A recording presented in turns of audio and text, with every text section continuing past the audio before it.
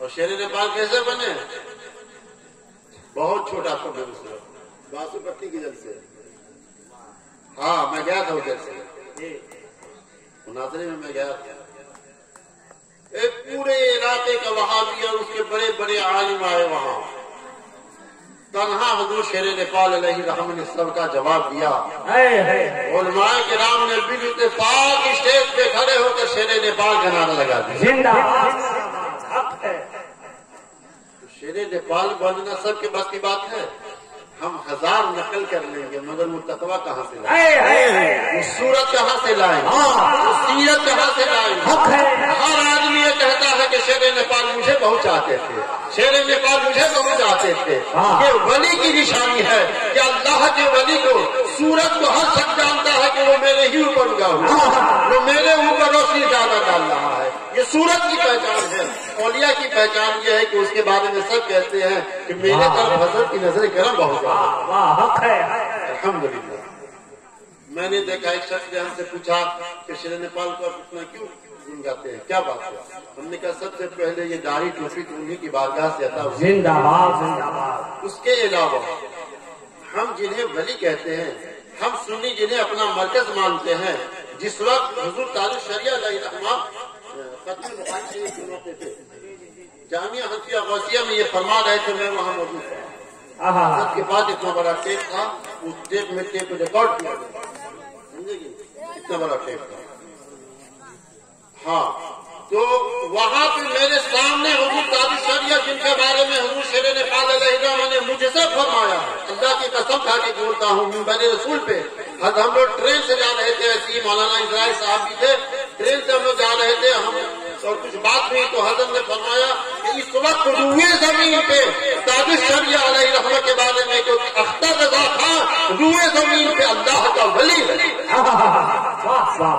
یہ حضور شیر نیپال نے فرمایا تھا. اس زمانے کی بات ہے جب ٹرین یہاں چلتی تھی.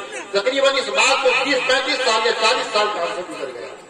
میرے یہاں حضور تاج الشریعہ گئے، مہاراشٹر میں میں تھا 22 سال. جب وہاں پہنچے تو کار جانے کی جگہ نہیں تھی. تو میں نے سوچا کہ کار سے اگر حضرت آئیں گے مجمع کا جمع خفیف ایک مجمع بہت دور تک، تو میں نے سوچا کہ رکشا میں بیٹھا کر اسٹیج کے پاس لاؤں گا تو کوئی نہیں سمجھے گا. آخر ایسا ہوا کہ تاج الشریعہ علیہ الرحمہ کو رکشا میں بیٹھایا کار سے اتار کے. ہم نے کہا حضور اگر کار سے جائیں گے تو جانے ہی نہیں دے گا اسٹیج پہ لوگ. تو رکشا سے بیٹھا کے اسٹیج پہ لایا، لوگوں نے رکشا اٹھایا. اس بات کا ذکر میں نے کیا، میں نے اس بات کا ذکر حضور شیر نیپال علیہ السلام سے کیا تو آپ فرماتے ہیں کہ جانتے ہیں ایسا کیوں ہوتا ہے؟ جب تاج الشریعہ کہیں جاتے ہیں تو مجمع ہی اٹھ کے بھاگ جاتا ہے. خبر لگ گئی کہ اسٹیشن پہ تاج الشریعہ علیہ السلام آ گئے تو مجمع اٹھ کے بھاگ جاتا ہے. کتنا بڑا خطیب خطاب کرتا ہے. بات سمجھ میں آ رہی؟ میں کہانی سنا رہا ہوں، آپ بھی آنکھ دیکھی باتیں کہہ رہے ہیں.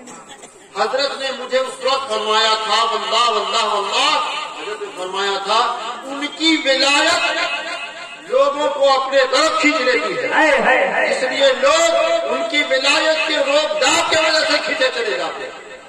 اللہ اکبر. یہ حال تھا. تو معلوم ہے ولی کو کون پہچانتا ہے؟ ولی کو کون پہچانتا ہے؟ بزرگوں نے فرمایا ولی را ولی میں شناس ہے. ولی کو ولی ہی پہچان سکتا ہے، دوسرا کوئی نہیں پہچان سکتا. الحمدللہ.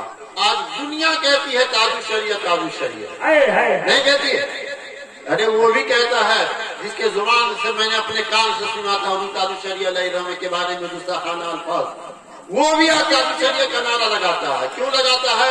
لگانا پڑے گا، نہیں تو گزارا نہیں ہوگا. لگانا پڑے گا ورنہ گزارا نہیں ہوگا. تاج الشریعہ کے بغیر کوئی بھی مولوی گزارا نہیں کر سکتا ہے. اس دور میں دعوے کے ساتھ بول رہا ہوں.